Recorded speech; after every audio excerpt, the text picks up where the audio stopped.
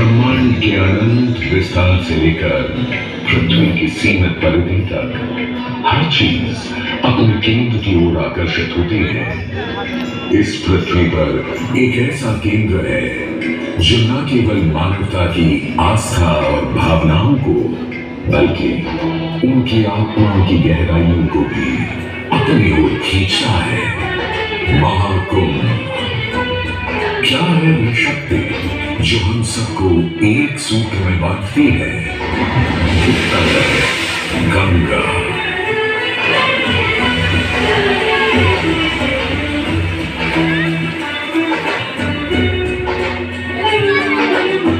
किंतु गंगा क्यों?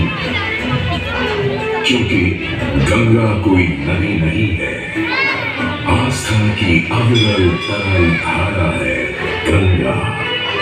विश्वासों की वाहिनी, संस्कृतियों की सरिता है गंगा। और इस स्थान पर इस प्रयागों के राज में श्वेत रंगा गंगा का संगम होता है अपनी दो बहनों श्यामल वर्ण यमुना और अदृश्य सरस्वती से। और इस त्रिवेणी संगम के कारण ही यह जगह इतनी महत्वपूर्ण हो जाती है। गंगा के उद्गम के बारे में जो पौराणिक कथा प्रचलित है वो बड़ी ही रोचक और मनमोहक है। तो आइए क्यों न आज हम आपको गंगा अवतरण की कहानी सुनाए दिखाएं। रानी का राजा बलि पर करता था दम, पूरी पृथ्वी पर फैला था उसका ही आतंक। उसके आतंक को रोकने विष्णु ने धरा एक रूप, 52 अंगुल का बौना बनकर पहुंचे जहां था धूप।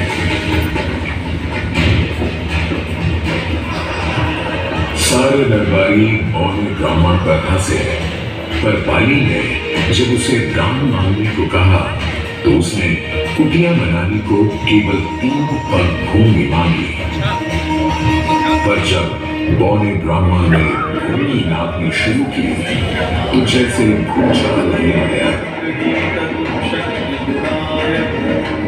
वामन ने पहले पग में पूरी धरती नाप ली और अगले कदम से स्वर्ग। ब्रह्मा जी ने भगवान विष्णु के चरण धोकर उस जल को अपने कमंडल में भर लिया और अब वामन अवतार ने अपना तीसरा पग बलि के सिर पर रख उसे पाताल लोक भेज मुक्ति दे दी।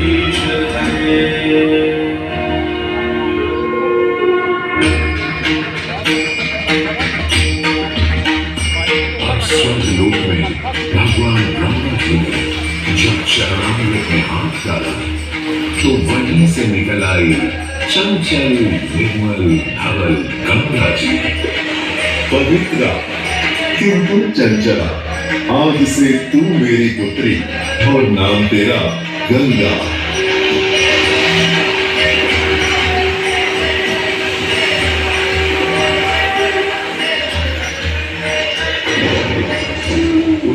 कुछ समय बाद सतयुग में इक्ष्वाकु कुल के सूर्यवंशी राजा सगर ने सारे संसार को जीतने के लिए एक अश्वमेध यज्ञ का संकल्प किया।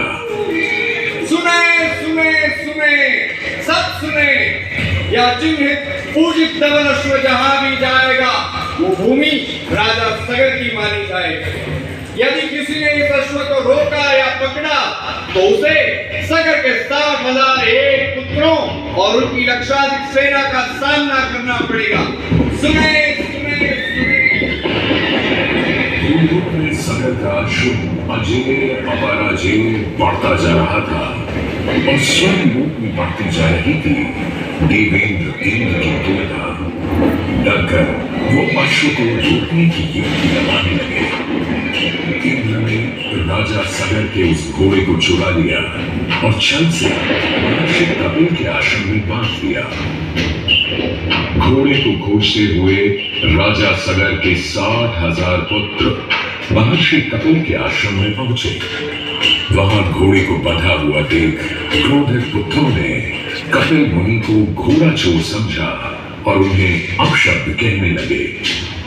वाचाल कुमारों, यदि कपिल ऋषि ने खोली आंख तो तपस्वी योगाग्नि से जलकर तुम सब हो जाओगे राख।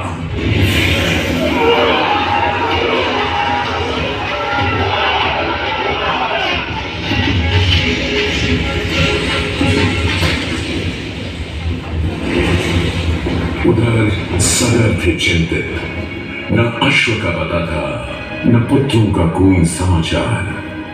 पिता का दुख देख पुत्र अंशुमन चल पड़े खोज कर।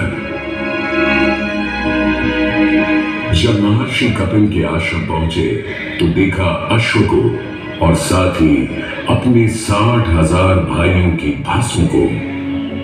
महर्षि से की क्षमा याचना और पूछा तर्पण का उपाय। तुम्हारे भाई थे घमंडी, अविवेकी और अभिमानी। भस्म कर दिया उन्हें मैंने, जो उन्होंने मेरी नहीं मानी। गंगा जल, केवल गंगा जल ही दे सकता है मुक्ति उन्हें, जो भस्म हुए तुम्हारे परिजन। अंशुमन को अपने भाइयों के तर्पण के लिए गंगा को लाने का बहुत मन था, किंतु किसी को राजधर्म भी तो निभाना था और राज भी चलाना था। देखते देखते 7 पीढ़ियां गुजर गईं, पर 7 पीढ़ियों के बाद समय आने पर राजकुमार भगीरथ ने राजा बनने से साफ मना कर दिया।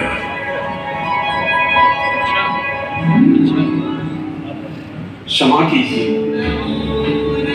क्या ये आवश्यक है कि राजा का बेटा ही राजा बने? मैं और फिर ब्रह्मा से गंगा को मांग कर पृथ्वी पर ले आऊं और फिर उनके पावन पवित्र जल से अपने 60,000 पूर्वजों का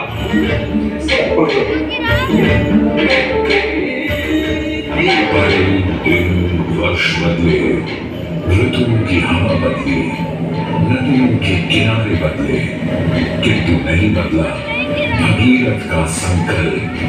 गंगा उतर।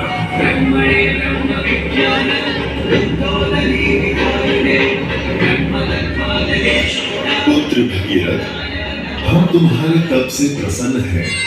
बताओ क्या आशीर्वाद चाहिए? हे भगवान, मेरे पूर्वज के तर्पण के लिए मुझे आपकी पुत्री गंगा चाहिए। तथास्तु, किंतु यदि गंगा स्वर्ग से सीधे धरती पर गिरी तो पृथ्वी को चीरते हुए गंगा सीधे पाताल में पहुंच जाएगी। इसलिए तुम भगवान शिव शंकर को मनाओ, ताकि गंगा जब स्वर्ग से नीचे उतरे तो वो उसे अपनी जटा में थाम ले। अब भगीरथ ने एक अंगूठे पर खड़े होकर भगवान शंकर को मनाने के लिए शिव शंकर का जाप शुरू कर दिया।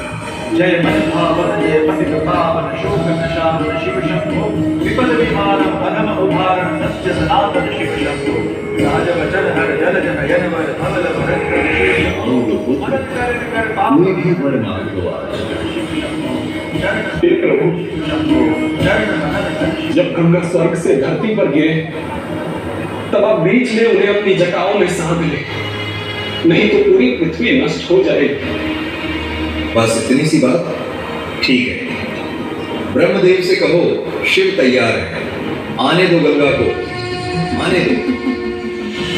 जय शिव शंकर जय करुणाकर जय जय जय जयकार हरे जय कविनाशी जय अविनाशी सुख राशि सुख साध हरे जय शेखर जय करुण जय जय जय आकार हरे जय शिवाय जय मदनारी अमित हरे जय गुण जय जय गुण नाम हरे निराकार साकार हरे साधन कभी हर हर शंभो आकार जय रामेश्वर जय नामेश्वर वैद्यनाथ के काल हरे मल्लिकार्जुन सोमनाथ जय महाकाल ओंकार हरे जय महेश्वर जय विश्वेश्वर जीवेश्वर जगतार हरे काशीपति श्री विश्वनाथ जय शंकर जय जयकार हरे नीलकंठ जय भूतनाथ जय अधिकार हरे जय शंकर जय भगवान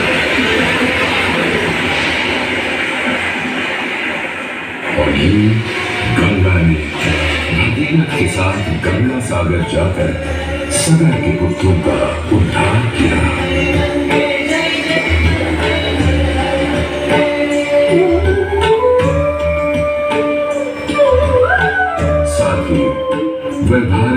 सबसे महत्वपूर्ण नदी बन गई, जिसका भारत के जीवन में धार्मिक, आर्थिक, सामाजिक, ऐतिहासिक अभिदान अनंत है।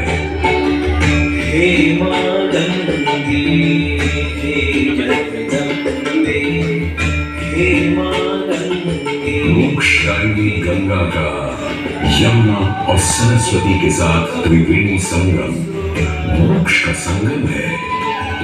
प्रत्येक 12 वर्षों में यह महाकुंभ का स्नान करता है सर्व सिद्धि प्रदान और देता है मोक्ष का वरदान।